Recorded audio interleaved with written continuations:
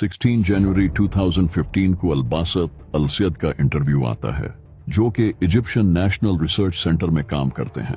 वो इंटरव्यू में रिवील करते हैं कि जब नील आर्मस्ट्रांग स्पेस में थे तो उन्होंने देखा कि अर्थ से कुछ रेडिएशंस निकल रही हैं। जब वो अर्थ को जूम करके देखते हैं तो पता चलता है कि ये रेडिएशन अर्थ के सेंटर यानी काबा से निकल रही है। ये रेडिएशन मार्स से भी आगे कहीं जा रही थी, जो कि इन्फिनिट थी, जिसमें स्पेशल कैरेक्टरिस्टिक थी।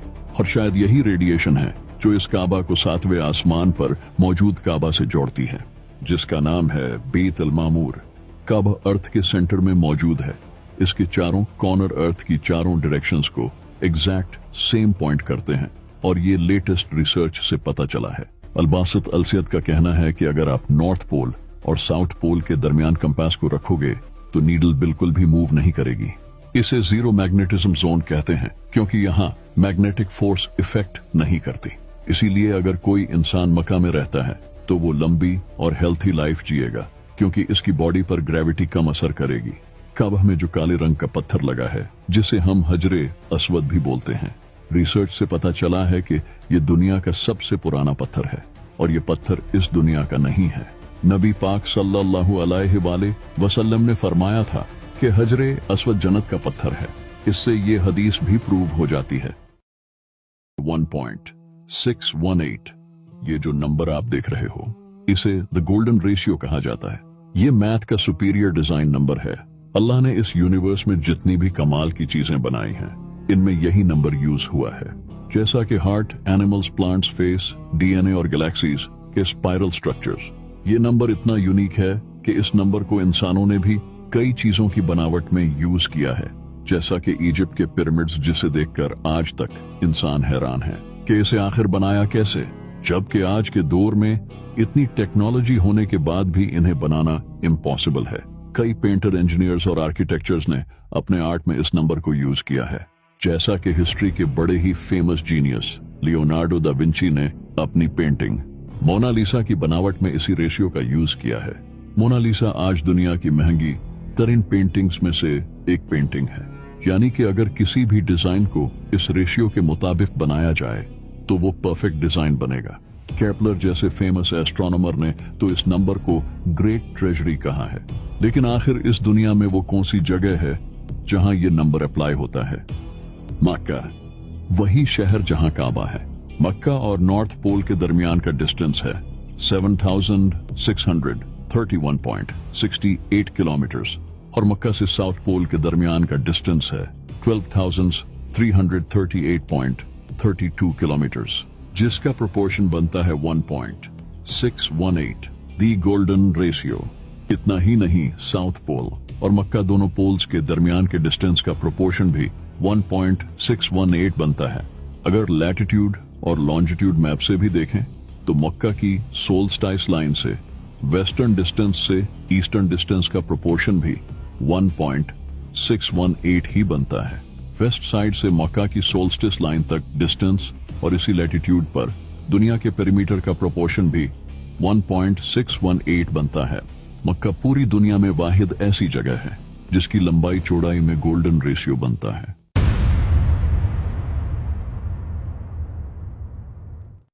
आज से हजारों साल पहले अल्लाह ने अपने खास बंदे हजरत इब्राहीम अलैहिस्सलाम को अपना नबी चुना। हजरत इब्राहीम अलैहिस्सलाम लोगों को अल्लाह की तरफ बुलाते थे, लेकिन उस वक्त अल्लाह की इबादत करने के लिए कोई खास जगह नहीं थी जहां लोग आकर एक अल्लाह की इबादत कर सकें।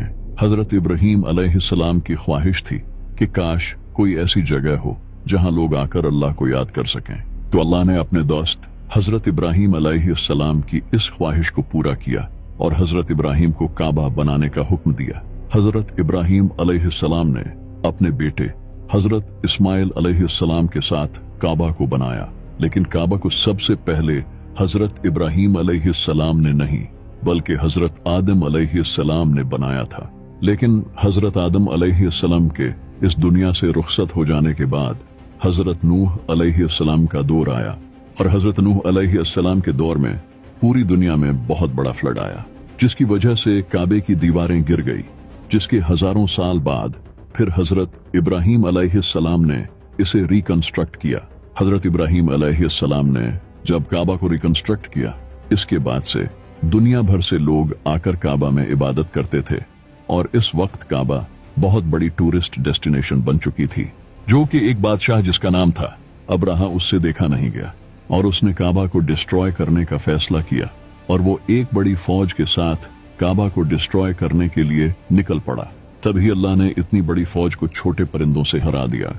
इन परिंदों ने अपने मुंह में पत्थर डालकर अब्राहा की फौज पर फेंके और इन पत्थरों ने अब्राहा की पूरी फौज को तबाह कर दिया, जिसका जिक्र न सिर्फ कुरान में है बल्कि ये हिस्ट्री का पार्ट है।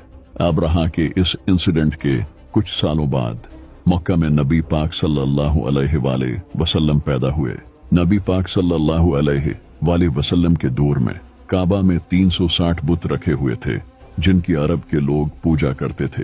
लेकिन 600 ईस्वी में एक ऐसा फ्लड आया जिसने काबा की दीवारों को डैमेज कर दिया।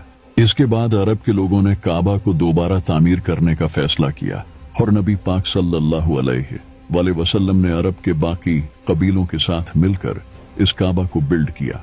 लेकिन जब ये काबा बिल्ड हुआ और हजरे अस्वद को रखने का टाइम आया तो अरब के कबीलों की आपस में लड़ाई शुरू हो गई।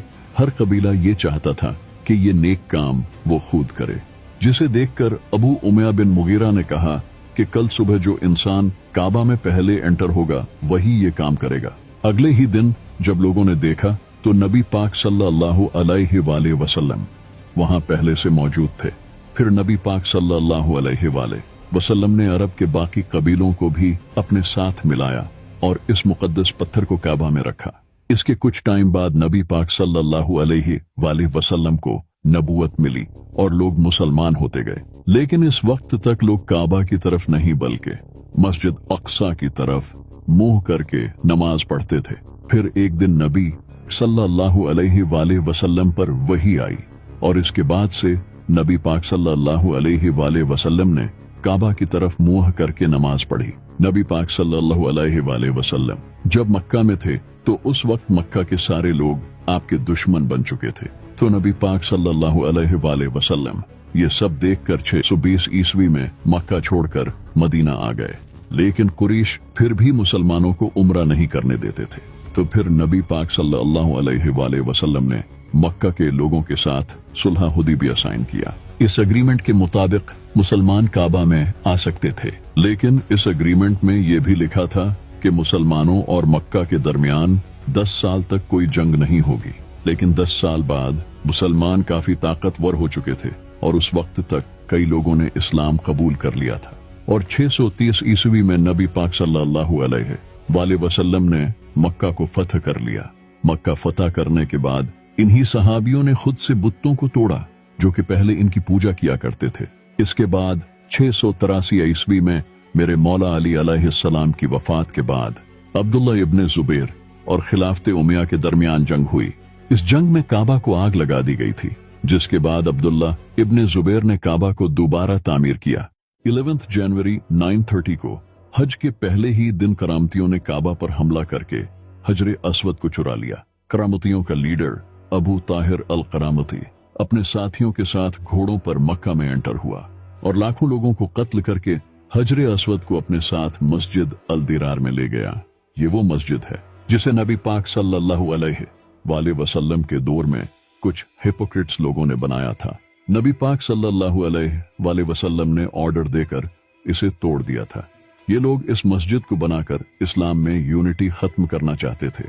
अबू ताहिर भी यही चाहता था कि लोग काबा को छोड़कर मस्जिद अल दिरार में हज करने आए। अल्लाह ने इसे बड़ी ही दर्दनाक मौत दी। इसके जिस्म को कीड़ों ने खाया। फिर इसके 30 साल बाद जब अब्बासी की हुकूमत आई तो इन्होंने काफी पैसा खर्च करके हजरे अस्वद को वापस से इकट्ठा करके काबा में लगा दिया। इस वक्त तक हजरे अस्वद 7 टुकड़ों में टूट चुका था। काबा जितना कीमती है इतनी ही ट्रेजिक इसकी हिस्ट्री है। नबी पाक सल्लल्लाहु अलैहि वसल्लम एक दिन काबा का तवाफ कर रहे थे और साथ फरमा रहे थे, तुम कितने पाक हो और तुम्हारी खुशबू कितनी पाक है, तू कितना अजीम है और तेरी हुर्मत कितनी अजीम है।